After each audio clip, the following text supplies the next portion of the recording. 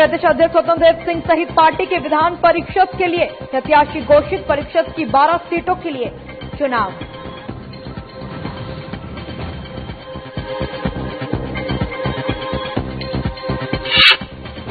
राम मंदिर निर्माण पर नींव तैयार। नींव खोदाई का कार्य फरवरी के पहले महीने से होगा शुरू। राम मंदिर के लिए इंजीनियर ने लगाई मुहर।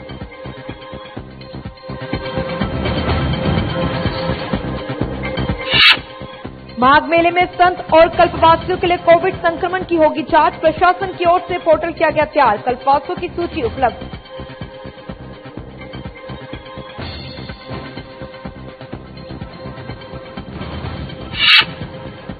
उत्तर प्रदेश में अब तक कोविड टीकाकरण की पहली डोज से बचे स्वास्थ्य कर्मियों को 22 जनवरी को लगाया जाएगा टीका।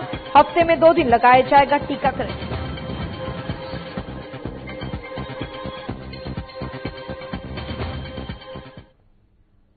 नमस्कार, मैं हूं अंजलि जोशी और आप देख रहे हैं मेरे साथ खबर यूपी। बुलेटिन की शुरुआत करेंगे बीजेपी प्रत्याशियों के नामांकन दाखिल करने के थोड़ी देर बाद कानपुर के महेश चंद्र शर्मा ने नामांकन दाखिल किया।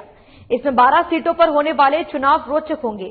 आपको बता दें, सपा ने अहमद हसन और राजेंद्र चौधरी के रूप में 2 उम्मीदवार उतारे हैं। महेश चंद्र को बीजेपी का ही प्रत्याशी माना जा रहा है। दरअसल बीजेपी के प्रदेश अध्यक्ष स्वतंत्र देव सिंह ने कहा था कि अभी कुछ देर में 11वें प्रत्याशी का नाम पता चल जाएगा। विजयी प्रत्याशियों के नामांकन के दौरान मुख्यमंत्री योगी आदित्यनाथ सहित पार्टी के कई पदाधिकारियों के कार्यकर्ता भी मौजूद रहे। गौरतलब है कि ए.के. शर्मा 2014 में अब तक प्रधानमंत्री नरेंद्र मोदी के कार्यकाल में सचिव जैसे अहम पद पर काम कर रहे थे। कयास लगाया जा रहा है कि प्रदेश सरकार ने उनकी बड़ी भूमिका होगी। परिषद की 12 सीटों के लिए हो रहे चुनाव में 18 जनवरी को दोपहर 3 बजे तक नामांकन दाखिल किए थे। 19 जनवरी को नामांकन पत्रों की जांच होगी। वहीं उम्मीदवार 21 जनवरी तक अपना नाम वापस ले सकते हैं।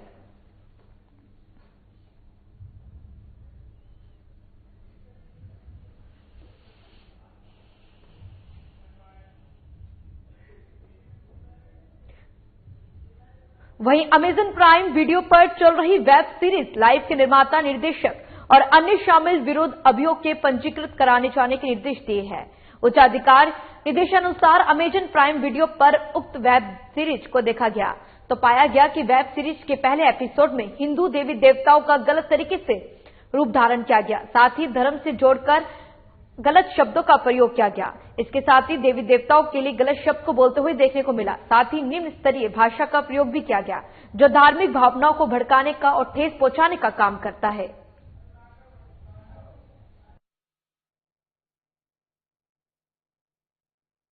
तांडव वेब सीरीज को लेकर विवादों में फंसी है और आपको बता दें, हिंदू धर्म का अपमान करने का आरोप इस पर लगाया गया है। देवी देवताओं के साथ गलत शब्द और देवी देवताओं का गलत रूप धारण करने का आरोप इस तांडव वेब सीरीज पर लगाया गया है।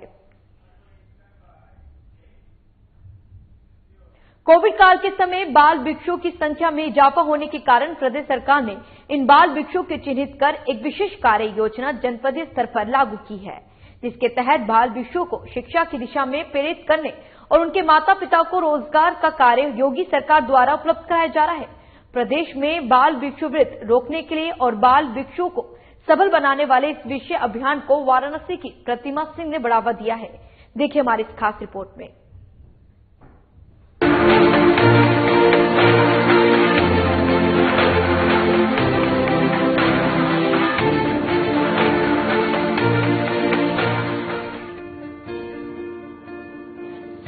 कोरोना काल के समय बाल भिक्षुओं की संख्या में इजाफा होने के कारण प्रदेश सरकार ने इन बाल भिक्षुओं को चिन्हित कर एक विशेष कार्य योजना जनपदीय स्तर पर लागू की है, जिसके तहत बाल भिक्षुओं को शिक्षा की दिशा में प्रेरित करने और उनके माता पिता को रोजगार देने का कार्य योगी सरकार द्वारा किया जा रहा है।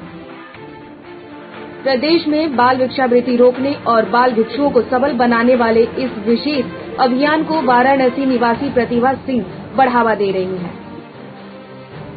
प्रतिभा सिंह ने अपने घर को स्कूल में तब्दील कर भीख मांगने वाले बच्चों को शिक्षा की मुख्य धारा से जोड़ते हुए उनको मिड डे मील की सुविधा भी मुहैया करा रही है। उन्होंने अब तक ऐसे करीब 118 बच्चों को शिक्षित कर उनका दाखिला कन्वेंट स्कूल में करा चुकी हैं। साथ ही जरूरतमंद महिलाओं और युवाओं को रोजगार की मुख्य धारा से जोड़ दूसरे लोगों के समक्ष एक नजीर पेश की है। बाल भिक्षुओं के हाथ में किताब थमाने वाली प्रतिभा ने बताया कि पिछले 7 सालों से मैं जरूरतमंद परिवारों और बच्चों के भविष्य को संवारने का काम कर रही हूँ। आसपास के इलाकों में बाल भिक्षुओं की बढ़ती संख्या को देख मैंने अपनी ही घर में इन जरूरतमंद बच्चों के लिए स्कूल खोलने का फैसला लिया है, जिसके बाद दूसरे लोग भी इन बाल भिक्षुओं की मदद को आगे आने लगे।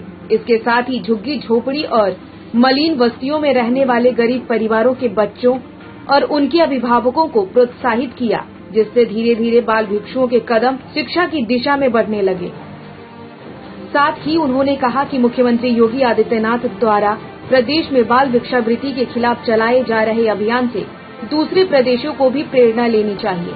उनके द्वारा प्रदेश में बाल भिक्षावृत्ति के विरुद्ध शुरू किए गए अभियान से जबरन बाल भिक्षा मंगवाने वालों पर कार्रवाई किए जाने से बाल भिक्षावृत्ति पर लगाम लगेगी।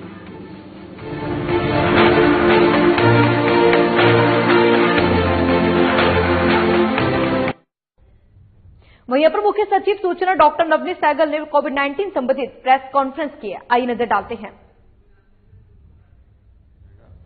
समय समय पर वरिष्ठ अधिकारीगण और माननीय मुख्यमंत्री जी स्वयं भी उन्होंने भी निरीक्षण किया था। जो वैक्सीनेशन हो रहा था, वैक्सीन लगाए जाने का कार्य हो रहा था, तथा सब लोग ये सुनिश्चित कर रहे हैं कि पूरा प्रोटोकॉल जो उसकी शर्तें हैं, जो उसके व्यवस्थाएं हैं, वो समुचित होनी चाहिए और इसका निरंतर अनुश्रवण भी किया जा रहा है। ये भी आपको बताया गया कि अगली जो है वो 22 तारीख को अगला चरण लगेगा और उसके बाद प्रत्येक बृहस्पति और शुक्रवार को वैक्सीन लगाई जाएगी। 15 फरवरी से जो पहले चरण वाले हैं उनको दूसरे चरण की वैक्सीन लगाई जाएगी। तो ये प्रक्रिया प्रारंभ हो गई है और प्रक्रिया धीरे धीरे सभी वर्गों तक, सभी पक्षों तक ये वैक्सीन पहुंचाई जाएगी।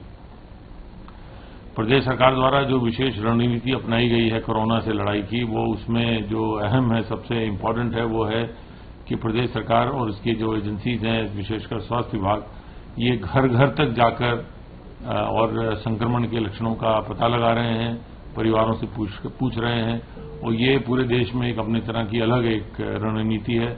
इसके अंतर्गत अभी तक देश में सबसे अधिक 15 करोड़ 20 लाख परिवारों तक सरकार की मशीनरी पहुंची है, उनका हालचाल लिया है, संक्रमण के बारे में जानकारी ली है और सबसे अधिक 2 करोड़ 63 लाख टेस्ट भी उत्तर प्रदेश में कराए गए हैं। इस प्रकार यदि देखा जाए तो उत्तर प्रदेश सरकार की मशीनरी, स्वास्थ्य विभाग लगभग 18 करोड़ लोगों तक पहुंचा है 24 करोड़ में से, और ये प्रक्रिया जारी है और कुछ समय बाद 24 करोड़ लोगों तक हमारी सरकारी मशीनरी पहुंचेगी, उनसे संक्रमण का हालचाल लेगी, उनके लक्षणों के बारे में पता लगाएगी। यदि लक्षण है तो उनका तुरंत इलाज कराया जाएगा, उन्हें तुरंत समुचित उपचार दिया जाएगा।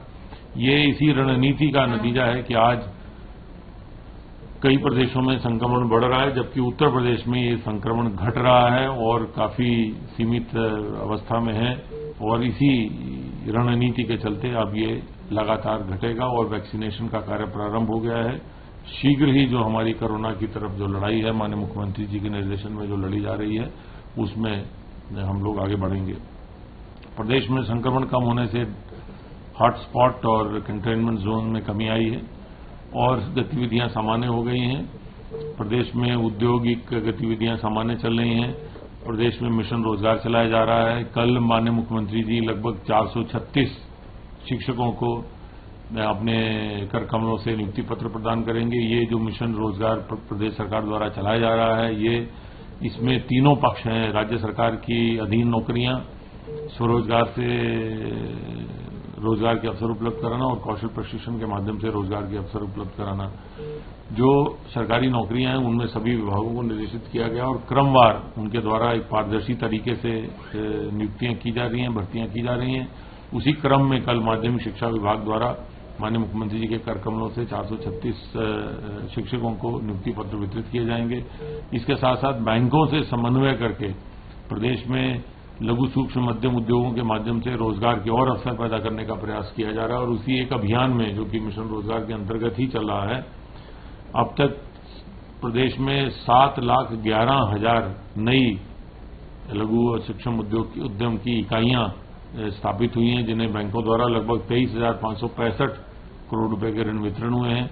इसके साथ साथ आत्मनिर्भर पैकेज में पूर्व से विद्यमान 4,37,000 इकाइयों को भी 11,100 करोड़ रुपए का ऋण वितरण किया गया है। इस प्रकार इस वर्तमान वित्तीय वर्ष में लगभग 11.5 लाख इकाइयों को विभिन्न बैंकों द्वारा लगभग 34,700 करोड़ रुपए का ऋण वितरण अभी तक हुआ है। और ये जो उद्योग स्थापित हुए हैं 7,11,000 नए और जो 4,37,000 पुराने उद्योगों को अतिरिक्त वित्तीय सहायता दी गई है, इसी से 27 लाख रोजगार के नए अवसर प्रदेश में पैदा हुए हैं। और ये प्रक्रिया को तेजी से लागू किया जा रहा है।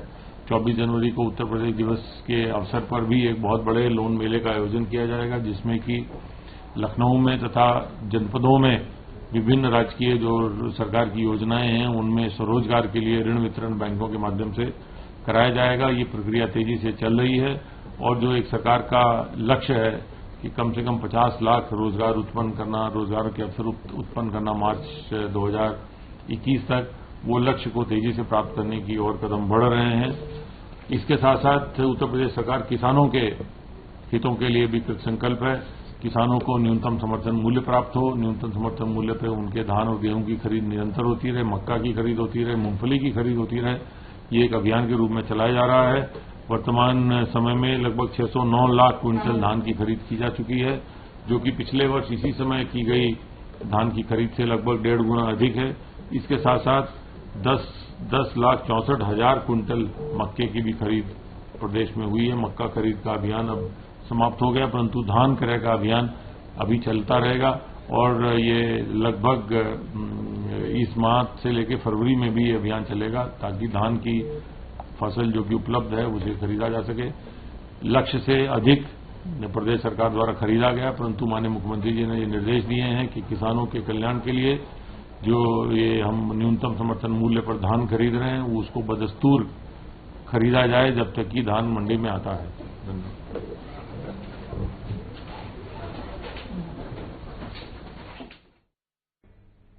चलिए, फिलहाल वक्त हो चुका है एक छोटे से ब्रेक का।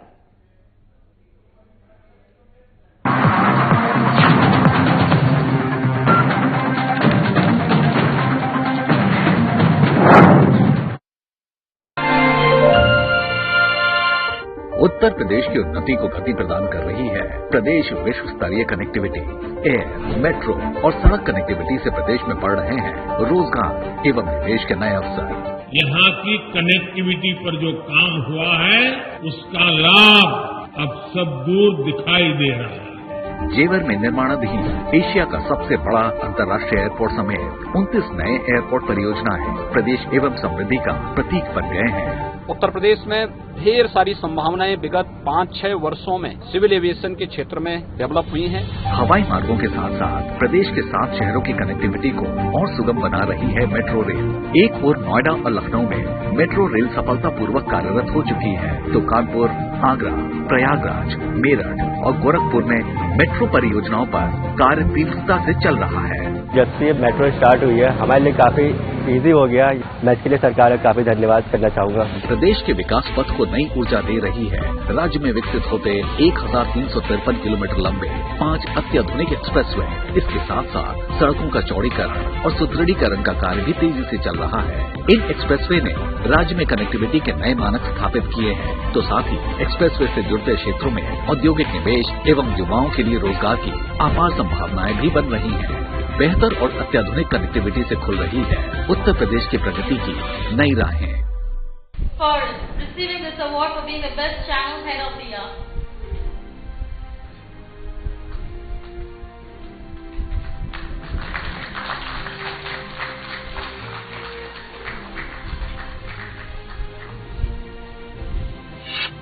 पहले तो इतने सारे लोग, इतने गणमान्य व्यक्ति, सबसे पहले आप सबका धन्यवाद। और एक चैनल हेड और बेस्ट चैनल हेड का अवार्ड बिना मेरी टीम की मुझे नहीं मिल सकता है।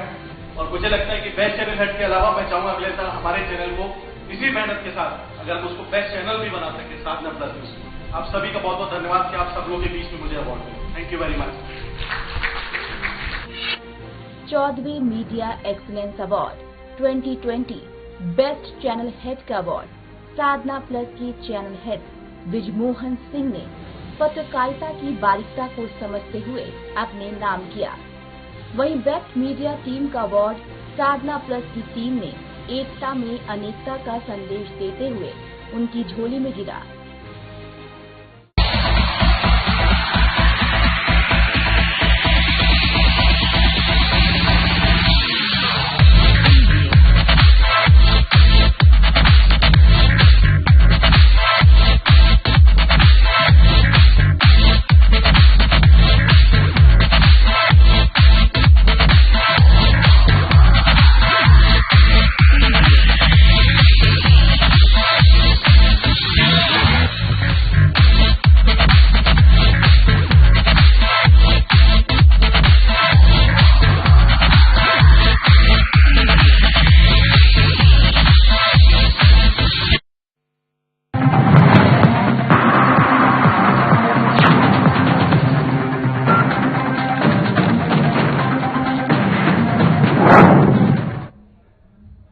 ब्रेक के बाद एक बार फिर से आप सभी का स्वागत है। वही बात करेंगे अगली खबर की।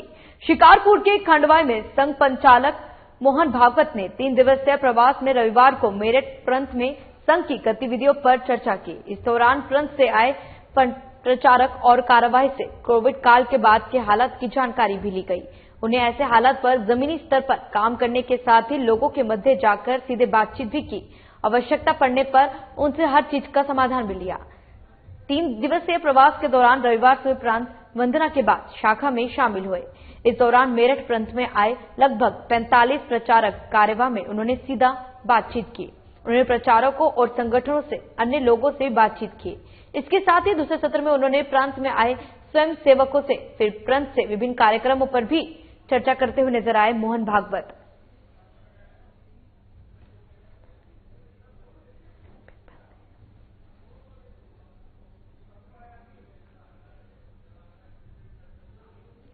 तो आज मोहन भागवत जी ने संघ की गतिविधियों पर विस्तार से चर्चा की और साथ ही उन्होंने लोगों से सीधा बातचीत भी की।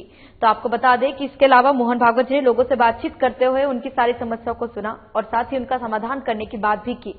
वहीं इसके साथ ही संघ में आए जो अधिकारी मौजूद थे, कार्यक्रम को लेकर भी उन्होंने स्वयं सेवकों से फिर प्रांत के कार्यों पर और संगठन में लोगों से बातचीत करते हुए भी नजर आए।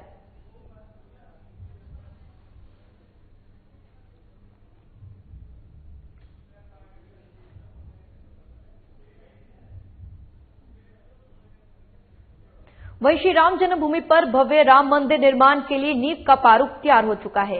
नींव खोदाई का कार्य फरवरी के पहले सप्ताह से ही शुरू कर दिया जाएगा।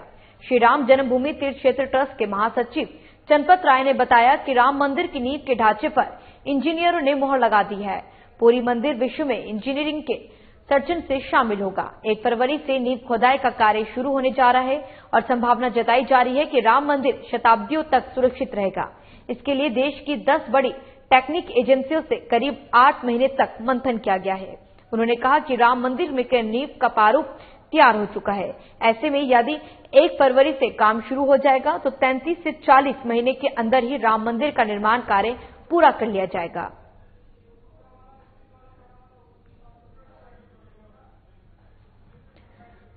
तो आपको बता दें, राम मंदिर निर्माण को लेकर खास बातचीत की चंपत राय जी ने उन्हें जानकारी दी कि बहुत ही जल्द राम मंदिर का कार्य पूर्ण होगा और एक बार फिर से अयोध्या में राम मंदिर निर्माण जिसका सभी को इंतजार है वो बहुत ही जल्द पूरा होने वाला है। इसके साथ ही उन्होंने ये भी कहा कि राम मंदिर निर्माण शताब्दियों तक इसी तरह से रहेगा जैसे अभी बनाया जाएगा, जिसके लिए टेक्निक्स इंजीनियरों से खास बातचीत भी की।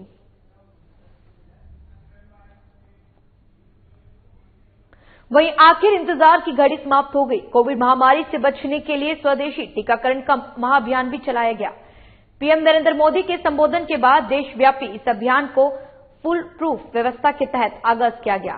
सुबह रफ्तार धीमी रही पर दोपहर 11 के बाद 3 बजे तक कोविड योद्धा बने स्वास्थ्य कर्मियों के उत्साह में टीकाकरण शामिल हुआ। शाम 5 बजे तक जिले के 6 टीकाकरण केंद्रों पर 600 से 424 हेल्थ वर्करों ने कोविड का टीकाकरण लगवाया। खास बात यह रही, किसी भी टीकाकरण के बाद किसी तरह की कोई दिक्कत नहीं आई। जिले के 6 कोविड सेंटरों पर वैक्सीनेशन सेंटरों में फुल प्रूफ से शुक्रवार को ही वैक्सीन की 110 डोज पहुंचाई गई। उत्तर प्रदेश में अब तक कोविड टीकाकरण की पहली डोज से बचे स्वास्थ्य कर्मियों को 22 जनवरी को टीका लगाया जाएगा।